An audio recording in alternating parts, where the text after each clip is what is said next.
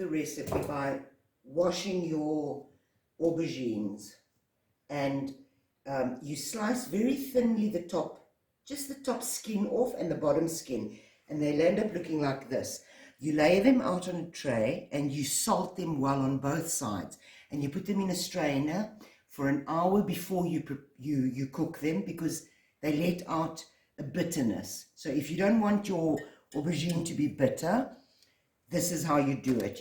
After an hour, you then take them, you lay them out in a baking tray. I do it on baking paper so that I don't have to scrub the trays. You lay them out. Now they've been salted so that the bitterness comes out. You don't salt them a second time.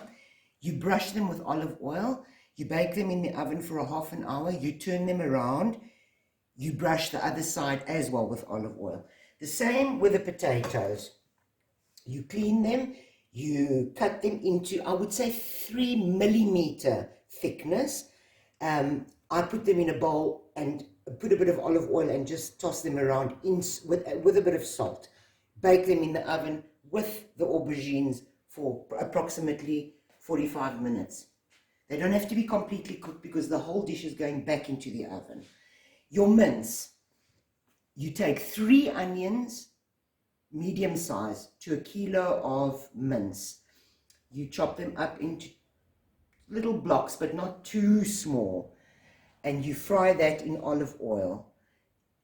On the onion, you add pepper, salt, mixed spice, 3 teaspoons, a teaspoon of cinnamon, and you toss it all. You sort of half fry your onion first.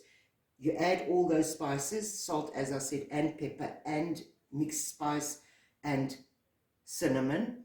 And then when that's sort of half fried, you add your mince, you toss and mix it, and then you add tomato paste or tomato puree. If it's paste, you mix it in a cup of water.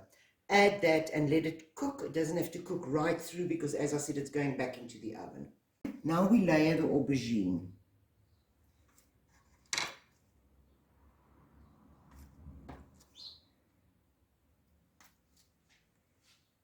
If you've got extra aubergine, after the mince, you can put another layer of aubergine, not of potato. The potato strictly stays at the bottom.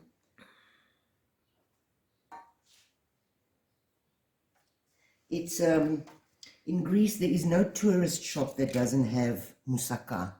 We call this dish moussaka. It can be served in winter and summer, as I say, with a salad. And it gets cut into nice square portions.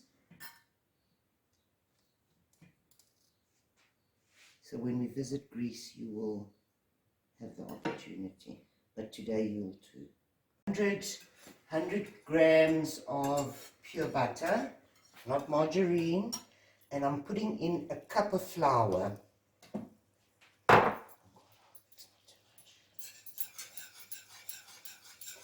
And you just stir it in until your crumbs start sizzling in the pan, so that your